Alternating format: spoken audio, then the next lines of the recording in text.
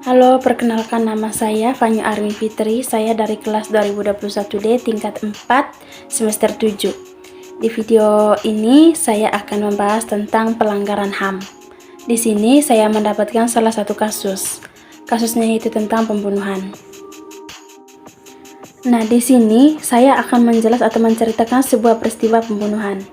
Di sebuah warga Kampung Lenda, Kelurahan Golo Wangkung Utara, Kecamatan Sambirampas, Manggarai Timur, yang berinisial AK, umur 37 tahun, tewas dengan luka tusuk di bagian bawah leher. AK ini ditemukan tewas sekitar 6 jam seusai terlibat keributan dengan warga saat pesta pernikahan di kampung tersebut. Korban meninggal dunia mengalami luka tusuk di bagian bawah leher hari Selasa pada tanggal 4 Juni 2024. Suryanto menjelaskan pada Kamis 30 Juni 2024 sekitar pukul 19.00 WITA dikelarkan resepsi pernikahan di halaman rumah milik PF di Kampung Lenda pada Jumat dini hari sekitar jam 3.00 WITA. AK terlibat keributan dengan warga lainnya di luar tenda pesta. Seusai keributan, keberadaan AK ini tak terlihat di sana. Setelah keributan tersebut reda, para saksi tidak melihat adanya korban di lokasi kejadian di luar kemah atau tenda pesta tersebut, ujar Suryanto. Jasad AK kemudian ditemukan tergelak di jalan di samping rumah milik MJ di Kampung Lenda sekitar jam 9.00 WITA. Jasad AK ini pertama kali ditemukan seorang perempuan berinisial TL yang hendak mencari makanan ternak. TL kemudian memanggil perempuan lainnya berinisial YA untuk mengecek kondisi AK yang tertidur melintang di jalan. Lalu, keduanya langsung mengecek korban dan setelah dilakukan pengecek didapati korban telah meninggal dunia, jelas Suryanto. Polisi yang mendapatkan informasi itu langsung bergerak untuk memburu pelaku. 2 orang terduga pelaku sudah ditahan di Polres Manggarai Timur. Kedua terduga pelaku adalah warga satu kampung dengan korban. Polisi mengamankan barang bukti sebilah parang. Saat ini polisi masih memeriksa saksi-saksi untuk melengkapi berkas perkara. Sementara kami amankan 2 orang pelakunya. Pelaku dan barang bukti parang sudah diamankan. Oke, itulah cerita singkat dari peristiwa kasus pembunuhan. Dan peristiwa ini saya dapatkan melalui media sosial yaitu Facebook. Adapun pelanggaran-pelanggaran HAM yang terjadi dalam peristiwa tersebut. Yang pertama, pelanggaran hak untuk hidup. Yang kedua, hak atas keamanan pribadi. Yang ketiga, hak atas perlindungan hukum. Yang keempat, hak atas rasa aman dalam. Di sini juga saya akan menjelaskan analisis mendalam mengenai penyebab dan akar masalah dari peristiwa tersebut. Nah, di sini saya akan menjelaskan yang pertama itu penyebab dari masalah tersebut. Yang pertama itu penyebab secara langsung. Kemungkinan besar dipicu oleh perbedaan pendapat, dendam, pengaruh alkohol, atau suasana emosional yang memanas dalam lingkungan perayaan.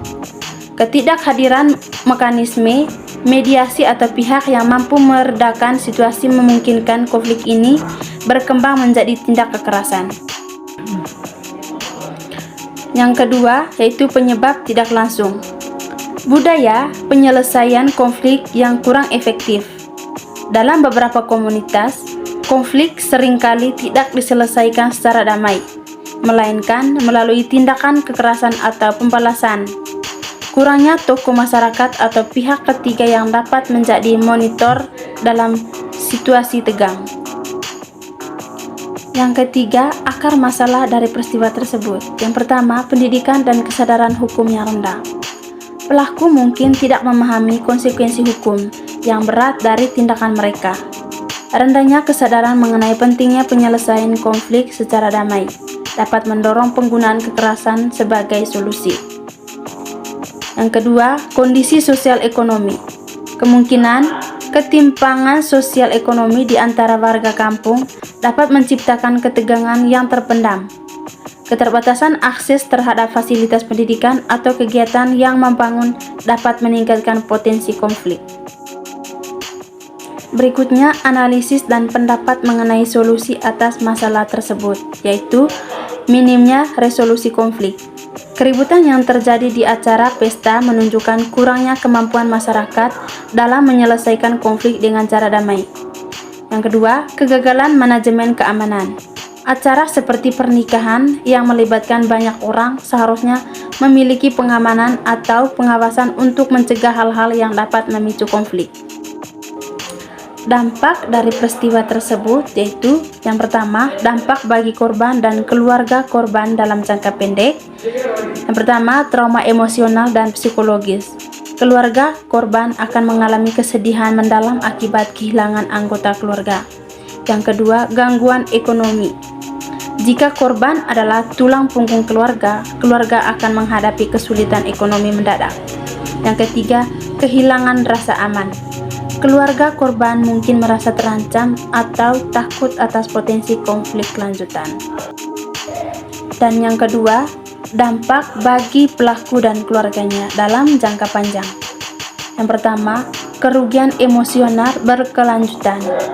Trauma kehilangan bisa memengaruhi stabilitas emosional keluarga dalam jangka panjang. Yang kedua, stigma sosial. Dalam beberapa budaya, keluarga korban bisa menghadapi stigma yang berkaitan dengan peristiwa ini, terutama jika konflik tidak sepenuhnya diselesaikan. Dampak dalam jangka pendek bagi pelaku dan keluarganya. Yang pertama, penahanan dan proses hukum. Pelaku akan menghadapi proses hukum dan hukuman yang berpotensi berat, seperti penjara. Yang kedua, keluarga pelaku tercoreng. Nama baik keluarga pelaku mungkin tercemar di masyarakat karena tindakannya. Baik, di sini saya akan mengaitkan masalah dengan aspek hukum nasional dan internasional.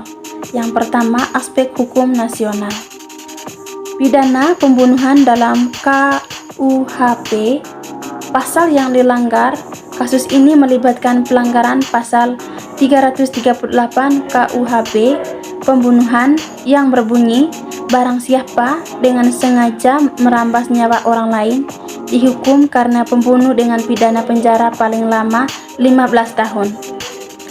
Barang bukti sebilah parang yang digunakan untuk menusuk korban merupakan alat bukti utama dalam kasus ini. Yang kedua, proses hukum penahanan pelaku. Penahanan dua pelaku menunjukkan bahwa aparat hukum menjalankan proses menyelidiki dan penindakan sesuai hukum. Yang berikut, kaitan dengan instrumen HAM internasional.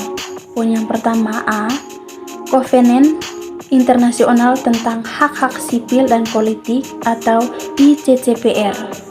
Pasal 6 ICCPR menegaskan bahwa hak untuk hidup adalah hak yang melekat pada setiap manusia. Tidak seorang pun boleh dirampas hak hidupnya secara sewenang-wenang.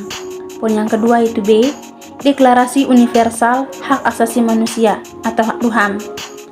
Selain hak hidup atau pasal 3, pembunuhan ini juga melanggar pasal 5 yang menyatakan bahwa tidak seorang pun boleh disiksa atau diperlakukan secara kejam, tidak manusiawi, atau merendahkan martabat. Baik, pada poin yang terakhir, usulan dari saya tentang pembunuhan agar tidak terjadi lagi di masa depan. Yang pertama, peningkatan kesadaran dan pendidikan konflik. Pendidikan resolusi konflik. Mengedukasi masyarakat, terutama generasi muda, tentang cara mengelola konflik secara konstruktif dan menghindari kekerasan sangat penting. Program pelatihan tentang pengendalian emosi dan resolusi konflik dapat diselenggarakan di tingkat desa atau komunitas. Pendidikan tentang dampak kekerasan, memberikan pemahaman yang lebih luas tentang konsekuensi dari tindakan kekerasan dan pentingnya menyelesaikan masalah dengan cara damai. Baik, itu saja video penjelasan mengenai pelanggaran HAM dalam kasus pembunuhan. Terima kasih.